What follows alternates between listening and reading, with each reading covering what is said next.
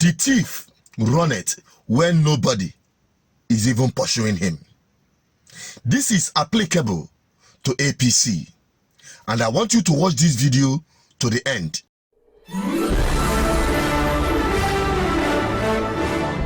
This is BVI Channel 1. You're welcome back again on this platform where we tell you undiluted, uncompromising truth the way it is. And I'm Asuchined Peters, an advocate for good governance. Now, the fear of interim government is hitting government in power. It's hitting the ruling party, APC, after stealing the Nigerian people's mandate at the election. You know, if in Nigeria, is where politicians are quick to tell you, go to court after stealing people's mandate. And that is what is applicable in a system whereby thieves and rogues are running the justice system. Because in a sane climb, people try to avoid court case, but that is different with Nigeria. That is why Yakubu Mahmood of INEC was bold and swift to tell Nigerians who are not, accepting the charade he had conducted in the name of election to go to court. Yes. Now, why is the fear of interim government? Because they knew what they did. Now, let us begin this with this analysis and the concern of the Nigerian justice system. Listen to this. One of the specificities of this country is that we have more cases around elections that go to court than any other country in the world. What all this tells us is that one of the worrying realities of our contemporary Nigeria is that the judiciary has become an active player in deciding electoral outcomes, and they are not always doing it for the good reason. This should disturb us, and this should lead us to a situation where elections should be decided at the polling booth, where people express their votes, and those votes are counted, and the clear results are announced, and that's the end of the story. That's where we want to be at. And therefore, I'm worried about the role of the judiciary. I'm particularly worried about certain gains we've made in law, such as the fact that you can't say you are the candidate for an election if you didn't contest in the primaries. We had a Senate president, we have a Senate president who we all saw did not participate in an election, and the judiciary declares him as the candidate for that primary elections. That disturbs me, that worries me, and I look at foreboding at some of the shocks that may emerge from the judiciary as we move forward. And in the context of what you just said, because, I mean, unfortunately, the whole elections moved to the judiciary. So there's nothing we can do. We can't extricate them from the process. We have to depend on them to help us get through the process. Are you consoled by the fact that the wheel of justice may be turning slowly, but at least they are in motion by way of the courts? Well, I think it's important that contentious electoral issues end up in court. But I think it's also important that we begin to express clearly and loudly our understanding of what the courts are doing sometimes. And when they go out of what we consider to be the realms of the reasonable or the realms of justice, we should proclaim it high and loud. I think in this country we are too respectful of the judiciary, and maybe we have to start talking to them the way we talk to ourselves. And then they may begin to understand that they are not our overlords who can disregard the law as ordinary people understand it and impose judgments that are blatantly irrational, wrong, and against the interest of justice. You heard him.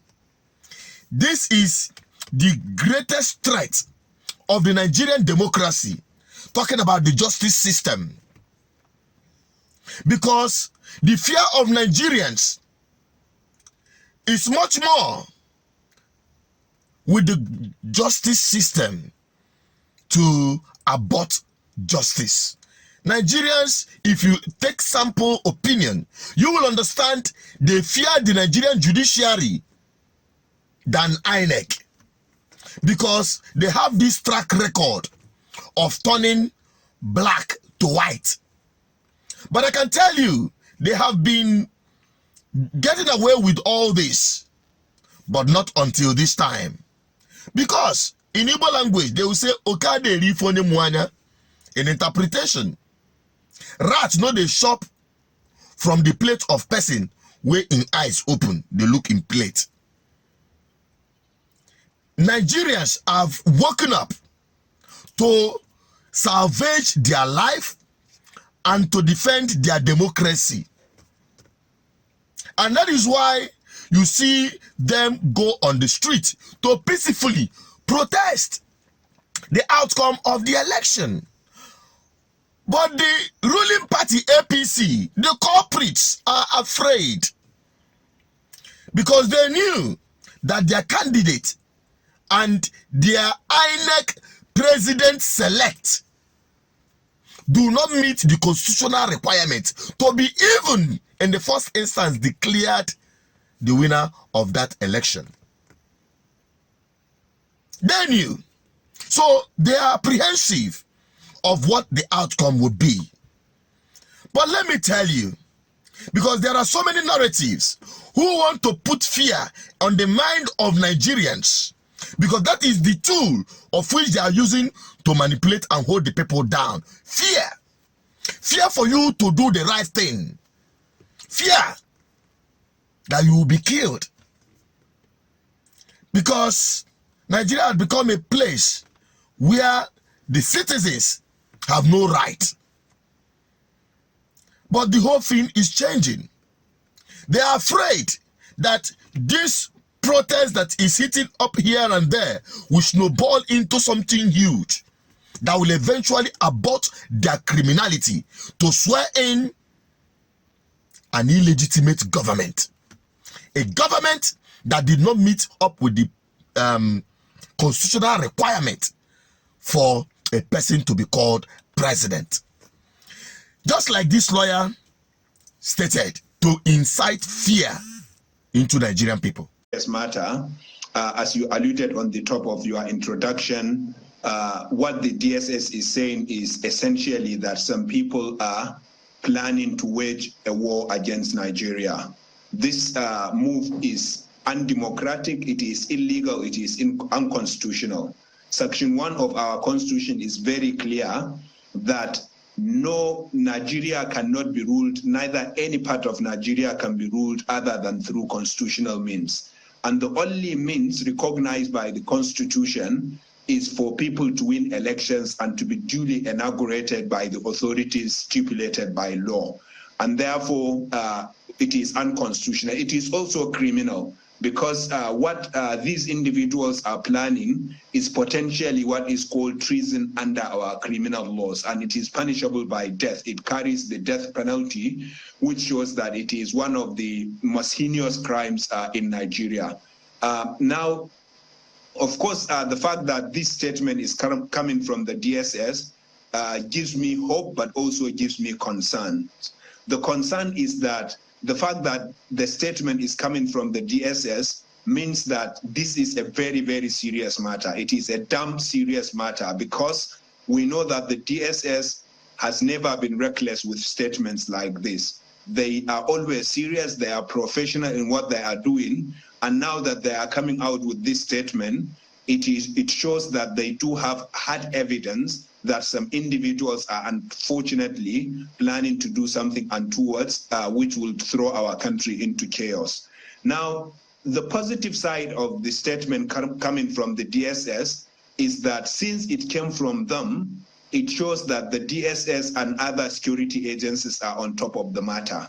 And we know that the DSS has always been very good in gathering information and sharing it with authorities. And therefore, what we will call on security and law enforcement agents is to take this intel very seriously and to take all steps within the bounds of the law to rattle this illegal, unconstitutional, anti-Nigerian attempt. You see, when you say some of these things, and I wonder which book these guys are reading, even me as a novice in law, understood that the sovereignty of a nation lies on the people. And it is within the people's right. I can tell you this. It is within the people's right to sack any government at any time. It has happened in everywhere, even where they borrowed this democracy they are practicing in Africa. In St. Klein, when government fails, the people can rise to say enough and do away with that government and bring in a new government.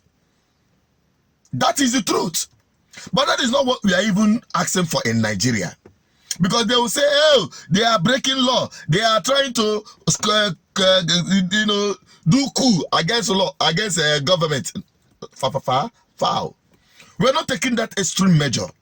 We are only putting the judiciary on trial to interpret what they have already interpreted before, of which I have already published that video. But I'm making this emphasis to tell Nigerians who are coming out not to be afraid to protest the impunity that have happened in this country in this election, to defend their democracy and their constitution. It is them that will defend it, not the criminals in power. And remember, the power of the people is far greater than those in power, than the power of those in power. That is just the truth. So, do not be discouraged. Do not be intimidated. They are already afraid. And there is no going back. For Nigerians, all Nigerians, irrespective of where you come from, should come together and liberate themselves from the calamity that is about to befall them. That is my hero in this part. And I will bring about the video some of you have already seen. I'll be signing out from here so as not to keep you too long. Don't forget to subscribe if you have not on this platform. Share this video. Inspire more Nigerians and let them understand their constitutional right as citizens of this country, because we cannot be slaves in our own country. We have a right and we'll stand by it. I'm Asuchenot Peters. Please help me share this video. Drop your comment. I want to have your opinion on this. Bye-bye.